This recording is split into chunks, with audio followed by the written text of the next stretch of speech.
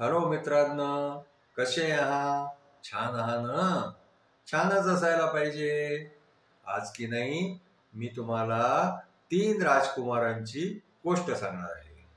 खूप वर्षापूर्वीची गोष्ट आहे. आपल्या देशामध्ये एक सुलतान होते. ते सुलतान जे होते ना, त्यांना 3 राजकुमार होते.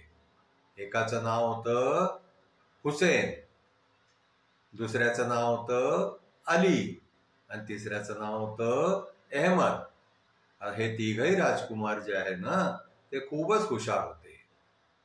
आता त्या सुलतानाने जे आहे ना, त्याला 3च मुलं असल्यामुळे त्यांनी एक नूर नावाची मुलगी जी आहे, अनाथ मुलगी, लहानपणापासून सांभाळली होती. आता हे चौघही जण जे आहे ते भाऊ, 3 भाऊ आणखी नूर, हे लहानाचे मोठे बरोबरच झाले.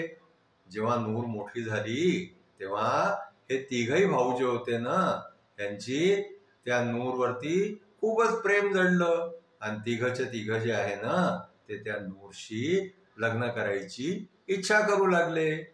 आता काय झालं की त्यांनी सुलतानाला जाऊन सांगितलं की आम्ही 3ही जे आहे ते नूरशी लग्न करू चाहतो आहे. आता जो काही आहे तो निर्णय तुम्ही घ्या. आता सुलतानाने विचार केला की एका मुलीशी 3 मुलं कसे लग्न करतील. म्हणून जे आहे ना, त्या सुलतानाने काय केलं की एक प्रतियोगिता ठेवली. त्यांनी आपल्या 3ही मुलांना सांगितलं की जो कोणी नूरसाठी खूप छान भेटवस्तू घेऊन येईल त्याच्याशी जे आहे ते मी नूरचं लग्न करून देईन. मग काय झालं की हे 3च्या 3 भाऊ जे आहे ना, हे एक छानशी भेटवस्तू आणण्यासाठी दूरदेशी जायला निघाले. आता काय झालं माहितीये का, ते 3ही व्यापाराचा वेश घेऊन जे आहे आणखी आपल्या राज्यातून निघाले. सुलतानाने काय केलं की 3घांबरोबर एक एक अधिकारी दिला, जो त्यांच्याबरोबर राहील, त्यांची मदत करेल. अशा प्रकारे जे आहे त्याला आपल्या मुलांची काळजी राहणार नव्हती. म्हणून त्यांनी त्या अधिकाऱ्यांना त्यांच्याबरोबर पाठवलं. ते सगळेजण जे आहे ते जवळच्या राज्यामध्ये गेले. तिथे एका धर्मशाळेमध्ये रात्री थांबले. आणखीन रात्रभर तिथे राहून दुसऱ्या दिवशी सकाळी 3ही भाऊ जे आहे ते वेगवेगळ्या दिशेला निघाले. सगळ्यात मोठा भाऊ हुसेन जो आहे ना, तो भारताच्या सागरी किनाऱ्यावरती एक बिसनपूर म्हणून गाव होतं. ते खूपच श्रीमंत गाव होतं. तिथलचा राजाही खूप श्रीमंत होता. तिथलच्या लोकांपाशी खूप धनदौलत होती असं त्यांनी ऐकून ठेवलं होतं. म्हणून त्यांनी विचार केला की चला आपण त्या राज्यामध्ये जाऊया, तिथे आपल्याला छान एखादी वस्तू मिळेल. म्हणून तो बिसनपूरला गेला. तिथे जाऊन त्यांनी बाजारामध्ये फिरायला सुरुवात केली. खूप मोठा बाजार होता. खूप तिथे जे आहे ते धन धान्य, कपडे, खूप काही त्या बाजारामध्ये जे आहे ते खूप किमती सामान जे आहे ते विकलं जाऊन राहिलं होतं. त्यांनी पाहिलं की एका ठिकाणी जे आहे ते एक मनुष्य एक जुनी चटई विकून राहिला होता. ह्याला आश्चर्य वाटलं की इतकी जुनी चटई हा विकतो आहे आणि त्याचे खूप सारे पैसे मागून राहिलेले आहे. त्यांनी त्या माणसाला जाऊन विचारलं की का रे बाबा, ही तुझी इतकी जुनी चटई जी आहे तू विकतो आहे, इतके सारे पैसे मागून राहिलेले आहे, असं काय खास आहे या चटईमध्ये? तर तो मनुष्य म्हणाला की या चटईवरती बसून तुम्हाला जिथेही जायचं असेल तिथे ही चटई तुम्हाला घेऊन जाते. आता त्या हुसेननी काय केलं की त्या चटईवरती बसून जे आहे ते त्यांनी एक चक्कर लावून पाहिला. तर ती चटई जी आहे ना, ती आकाशामध्ये उडायची. आणखीन तुम्हाला जिथे इच्छा असेल तिथे घेऊन जायची. आता तो चक्कर मारून खालती आला. त्याला ती चटई खूपच पसंत आली. तर त्यांनी ती चटई त्याच्याकडून विकत घेतली. आणखीन ती नूरला गिफ्ट करण्यासाठी म्हणून तो घेऊन वापस निघाला आपल्या राज्यामध्ये यायसाठी. आता काय झालं की जो दुसऱ्या नंबरचा मुलगा होता ना अली, तो जे आहे तो गेला पर्शियाला. पर्शियाच्या राजधानी शिराजला जाऊन आणखीन तो तिथे बाजारामध्ये छानशी वस्तू नूरला प्रेझेंट करायसाठी पाहू लागला. त्या बाजारामध्ये खूप वस्तू होत्या, खूप महागड्या वस्तू होत्या, दागदागिने होते, खूप सारे छान छान कपडे होते. पण त्यांनी काय पाहिलं की एका ठिकाणी एक मनुष्य जो आहे ना तो हस्तिदंताचं एक पाईप 1 फूट लंबा आणखीन 1 इंच जाड असा विकून राहिला होता आणि त्याचे भरमसाठ पैसे मागून राहिला होता, खूप पैसे मागून राहिला होता. तर त्यांनी जाऊन त्या माणसाला विचारलं की अरे बाबा, हे तू काय विकतो आहेस, हे काय आहे? त्यांनी सांगितलं की या पाईपच्या दोन्हीकडे जे आहे ते काच लागलेले आहे, आणखीन या पाईप मधून तुम्ही जे पाहायची इच्छा कराल ते तुम्हाला दिसेल. आता या अलीनी जे आहे ना ते त्या पाईप मधून पाहिलं आणि त्यांनी पाहिलं की आपले वडील जे आहे सुलतान, त्यांचा दरबार लागलेला आहे, आणखीन त्या दरबारामध्ये सुलतान बसलेले आहे. नंतर मग त्यांनी नूर बद्दल विचार केला तर त्यांनी पाहिलं की नूर आपल्या मैत्रिणी बरोबर जे आहे ते मजा करून राहिलेली आहे, खेळून राहिलेली आहे.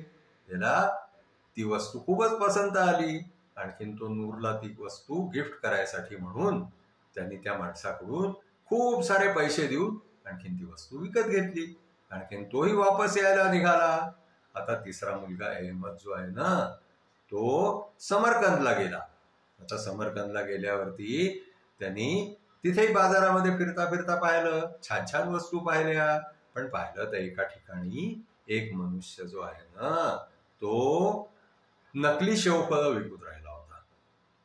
आता ह्याला बडं आश्चर्य वाटलं की या नकली शेवफळं जे आहे का विकून राहिलेलं आहे, ह्यानी काय होणार आहे? त्याच्या मनामध्ये जे आहे ते एकदम असं वाटलं की हे काहीतरी विचित्र वस्तू आहे. म्हणून त्याने जे आहे ते त्या माणसाला जाऊन विचारलं की अरे बाबा, तू इतके पैसे घेऊन आणखीन नकली सफरचंद शेवफळ का विकतो आहेस?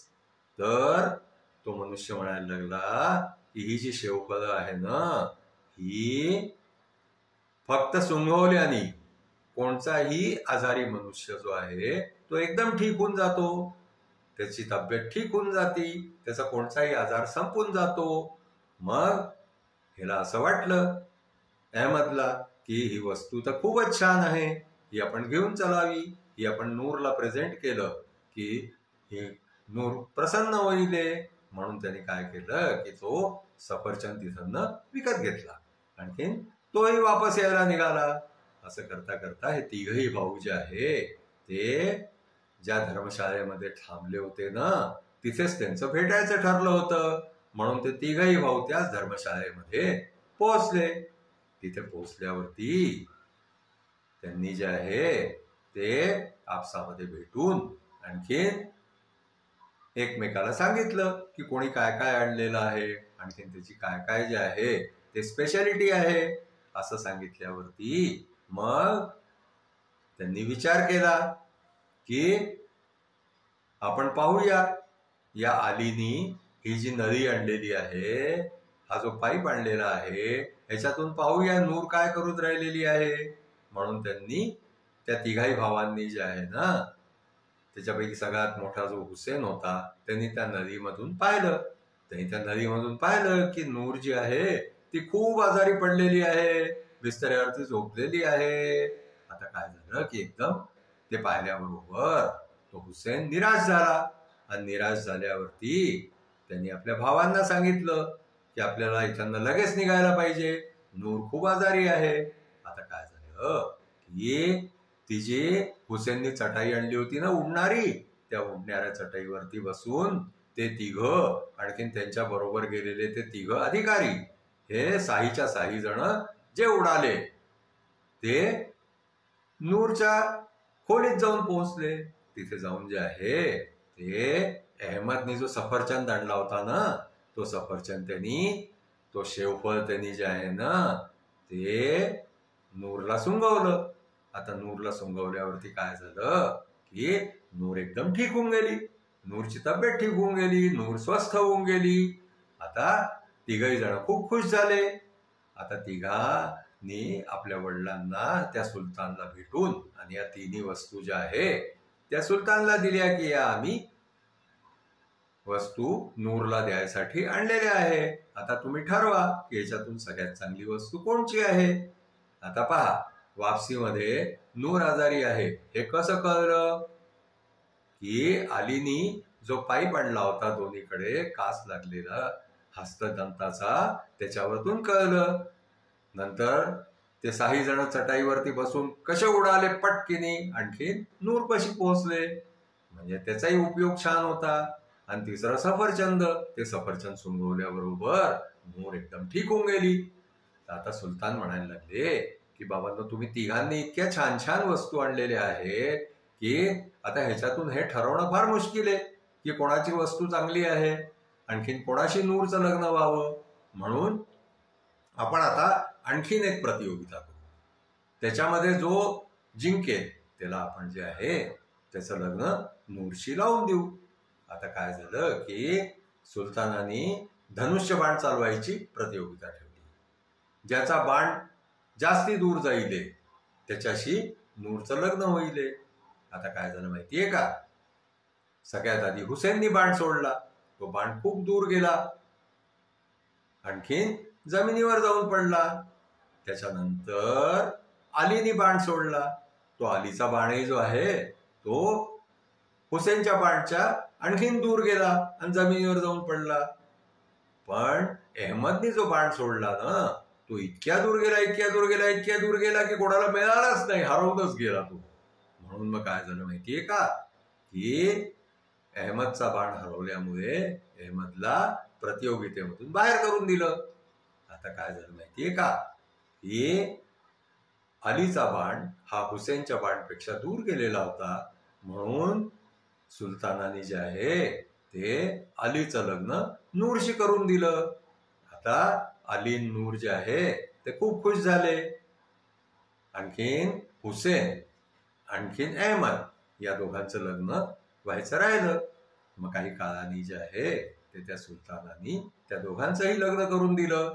आणखीन अशा प्रकारे ते तिघही भाऊ आपल्या वडिलांबरोबर खूप आनंदामध्ये आपल्या आपल्या बायकांबरोबर राहू लागले. आणखीन खूप खूप जे आहे ते मोठे राजा झाले. अशा प्रकारे आजची आमची गोष्ट जी आहे ती इथेच संपली. तुम्हाला आमची गोष्ट आवडली असल्यास तुम्ही आमच्या चॅनलला लाईक करा, शेअर करा, सबस्क्राईब करा.